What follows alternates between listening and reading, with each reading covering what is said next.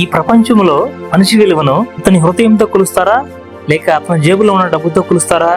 మిత్రమా, ఒకప్పుడు మనతో నవ్విన వాళ్ళు, మనతో తిరిగిన వాళ్ళు, మన కోసం సమయం కేటాయించిన వాళ్ళు మన దగ్గర డబ్బు లేకపోయినప్పుడు ఎందుకు మారిపోతారు?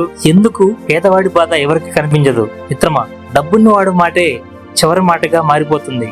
ఈ రోజు మనిషి జీవితంలో డబ్బు అనే ఒక విషయం ఎంత పెద్ద ప్రభావం చూపుతుందో, సంబంధాలు, స్నేహాలు, గౌరవం మరియు మనిషి విలువ ఎలా మారిపోయిందో ఈ వీడియోలో తెలుసుకుందాం.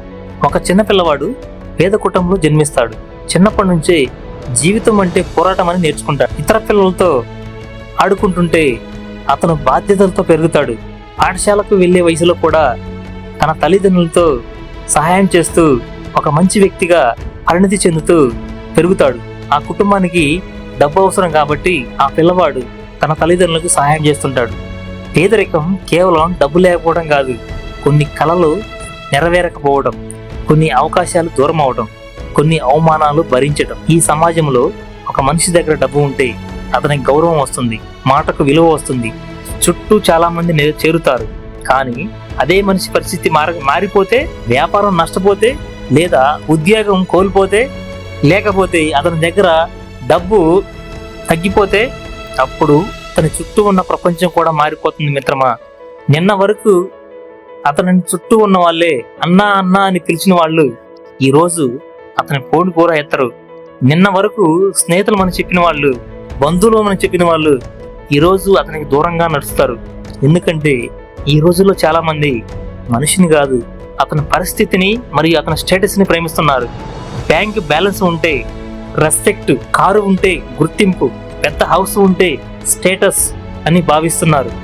ఇలా సమాజం మనిషి విలువను డబ్బుతో మరియు అతని స్టేటస్ తో కొలవడం ప్రారంభించింది.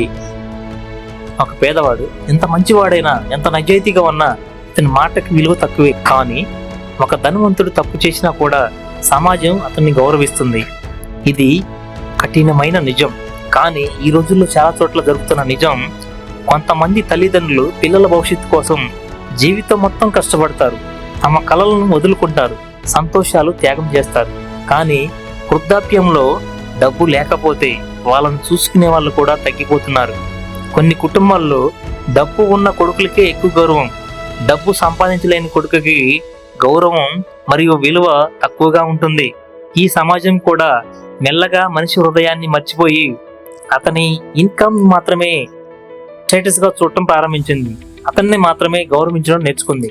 ఇంకా ముందు చెప్పాలంటే సోషల్ మీడియా వచ్చిన తర్వాత ఈ పరిస్థితి ఇంకా పెరిగింది. మిత్రమా, లగ్జరీ లైఫ్ చూపించే వాళ్ళు సక్సెస్ గా కనిపిస్తున్నారు, కానీ నిశ్శబ్దంగా కష్టపడే వాళ్ళు ఎవరునూ చూడటం లేదు. ఈ రోజుల్లో ఒక మనిషి సాడ్నెస్ కూడా డబ్బు ఆధారంగా మారిపోయిందండి. ఎంత విచిత్రమో చూడండి మిత్రమా. పేదవాడు ఏడిస్తే అది వీక్నెస్ గా కనిపిస్తుంది, ధనవంతుడు బాధపడితే అబ్బో అది ఎమోషనల్ స్టోరీగా మారిపోతుంది మిత్రమా. కానీ డబ్బు ఉన్న ప్రతి వ్యక్తి సంతోషంగానే ఉంటాడా? కానే కాదు మిత్రమా. కొంతమంది దగ్గర కోట్ల రూపాయలు ఉంటాయి, కానీ మనశ్శాంతి ఉండదు, నిద్ర ఉండదు, నిజమైన ప్రేమ ఉండదు. ఎందుకంటే డబ్బు మనిషికి కంఫర్ట్ ఇవ్వగలదు, కానీ ప్రశాంతత మాత్రం ఇవ్వలేదు మిత్రమా. ఒక నిజమైన స్నేహాన్ని, ఒక నిజమైన ప్రేమను, ఒక మంచి కుటుంబాన్ని ఎప్పటికీ డబ్బుతో కొనలేం. అందుకే డబ్బు ముఖ్యం, కానీ డబ్బే జీవితం కాదు.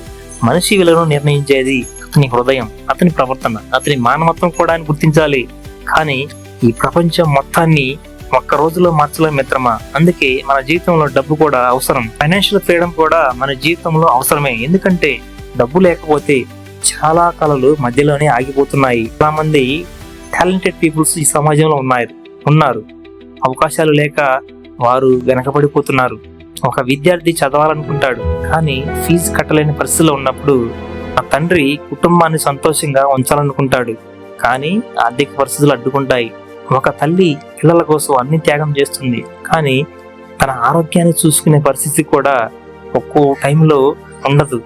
ఈ ప్రపంచంలో డబ్బు లేకపోవడం వల్ల ఎన్నో కలలు ఆగిపోతున్నాయి మిత్రమా.